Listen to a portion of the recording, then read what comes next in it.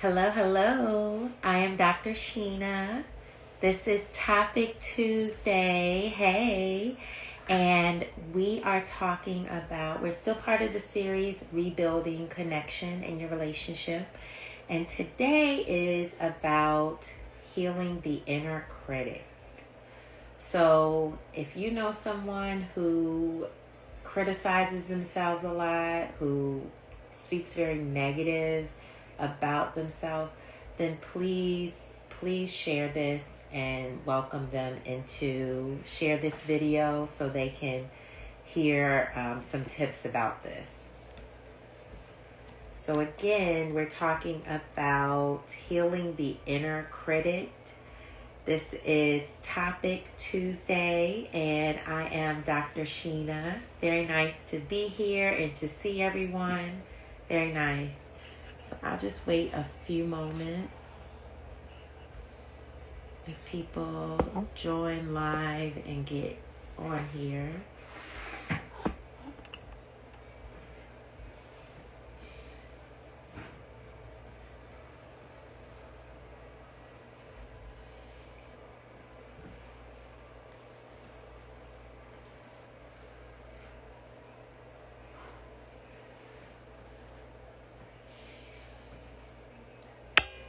So again, just a few more moments before we get started.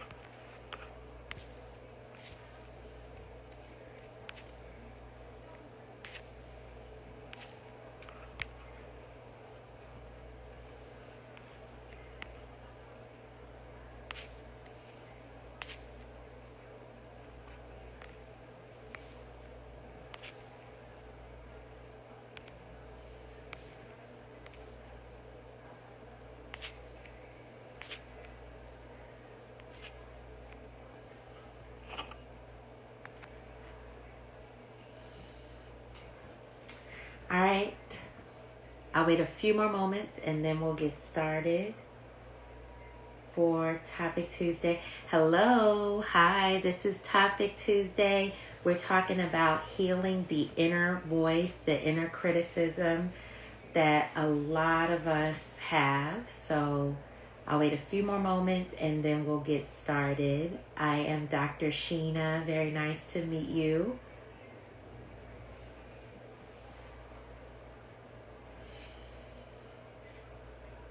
Let me see an emoji. If you can put an emoji of how you're doing today. If you're doing good, if you're tired, if you want more rest, if you're looking forward to something that just says how you're doing today. So when we talk about the inner critic, it's your inner voice. It's your inner voice. It's how you typically talk to yourself or how you talk about yourself. So that's what I mean when I say healing the inner critic.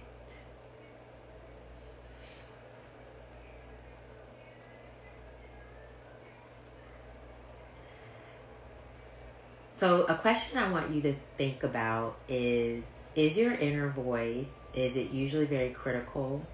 Is it usually very negative? Is it usually much more negative than positive? That is usually a sign of what you learned from past experiences, from your childhood, from different societal pressures. So Do you find yourself constantly doubting your worth or over apologizing or even feeling like you're not enough? These are usually the inner thoughts we have, kind of that, and that usually predicts how we show up in our relationship. That usually affects how we show up in our relationship, and how we are, how we show love is usually a good indicator of how we treat ourselves. So today we are talking about showing up in your relationship, showing up with confidence, with clarity, with emotional security. That's what it means to heal your inner critic, to heal your inner criticism. So let's start with how you speak to yourself. Again, the inner voice affects how you show up in your relationship, how you show up and how you give love to others.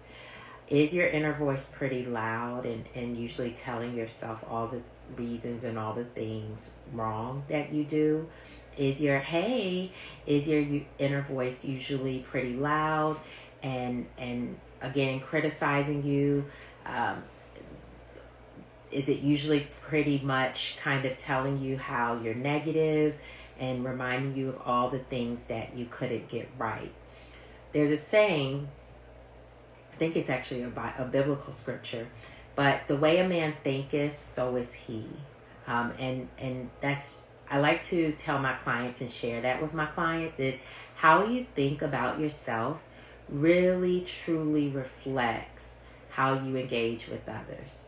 And so if you are constantly thinking negative thoughts, negative criticisms, it affects, again, how you show up in your relationship. And it creates issues that lead to over-explaining, people-pleasing, struggling to accept love, needing constant reassurance in your relationship. If you're constantly needing reassurance, constantly just struggling to receive and accept from others, settling for less than what you deserve. These are typical indicators when you have a lot of criticism and your inner voice is very loud and critical towards yourself.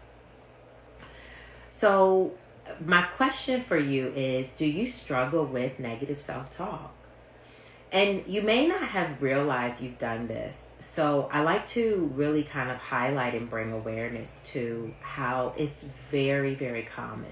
And you may not even realize it because it is something that you've done, something that you have been motivated by. Some people will say, well, if I don't speak like this towards myself, I'm not going to push myself. This is just how I've learned, to talk to myself. So, and when I say struggle with negative self-talk, meaning, are you constantly putting yourself down? Are you constantly kind of telling yourself all the things that you don't do right? And is that weighed heavier than the things that you do right and you do well? What's important, feedback and criticism, constructive criticism is, I think, very healthy. But what's unhealthy is when you are constantly putting yourself down, you constantly telling yourself you're a bad person, or you constantly can identify all the reasons why you shouldn't try for something, why you shouldn't do something. That's what's considered negative criticism. Hey, so today we are talking about healing the inner voice and increasing more compassion towards yourself. And again, when I say healing the inner voice, we're talking about the criticisms that you have towards yourself. We're talking about when you aren't feeling really good, or how you're constantly reminding yourself of all the things that you do wrong, all the things that you do bad, that you're not good at. So that's what I mean when I talk about your inner voice. The question I just asked was, do you struggle with negative self-talk? Is this something you struggle with? Is this something that is hard to stop? Let me ask it a different way. How often are you giving yourself praise and encouragement? How often are you recognizing yourself for what you do very well, what you are really good at. How often do you acknowledge that, and do you reflect on it? So one, understanding where your inner voice comes from. Your inner voice is what you've learned from your past. We all have an inner voice. We all have a way that we have thought about, that we think about ourselves. We all have it. This is the messages you've heard from your childhood, from your parents, your caretakers, your family members. These are the messages you've heard about you. These are messages you've heard in your relationships.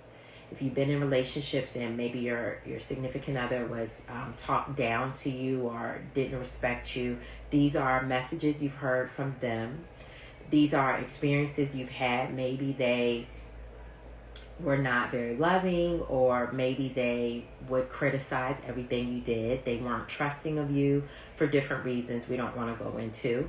But these are the messages you've heard from childhood, from relationships. Also, they're messages that you may have heard from society. Society puts a lot of pressure on us in terms of how we should show up.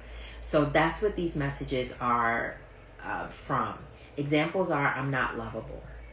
I'll never be enough. Hi. The examples of these inner voice, these inner experiences, inner messages that we've heard are, I'm not loved. I'll never be enough. These are thoughts from your past. They are not thoughts about who you are today. Okay?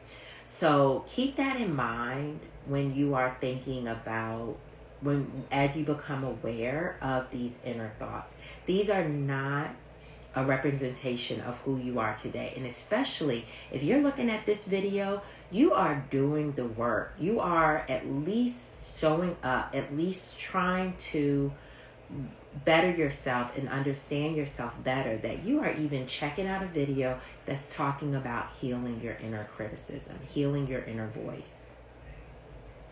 Number two, rewrite your story. And you can rewrite your story. That's the beauty of life. You get an opportunity every day to rewrite your story and to reinvent yourself and show up differently. That's what's so great about life, that we oftentimes don't realize. This takes a lot of practice.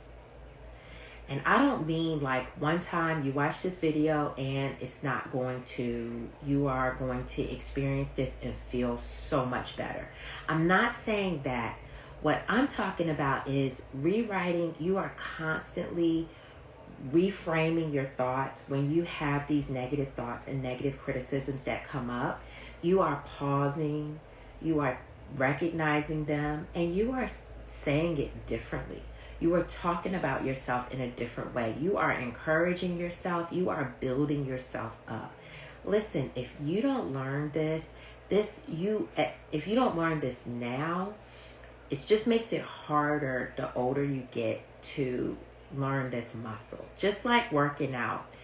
The sooner you start working out and building your muscles, the easier it is as you keep going. So, for example, if you have this thought of, I'm not lovable, instead of I'm not lovable, what about saying the right person will love all of me?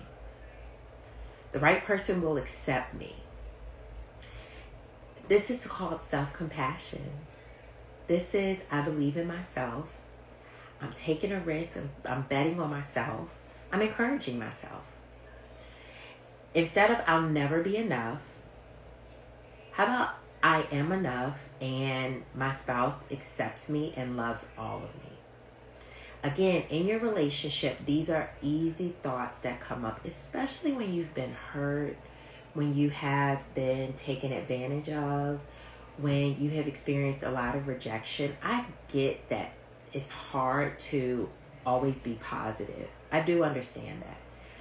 But again, using the example of working out and going to the gym, it's an ongoing thing.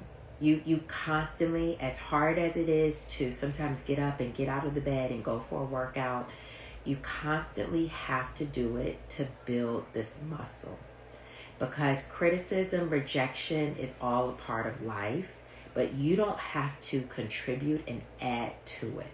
Okay? That's very important.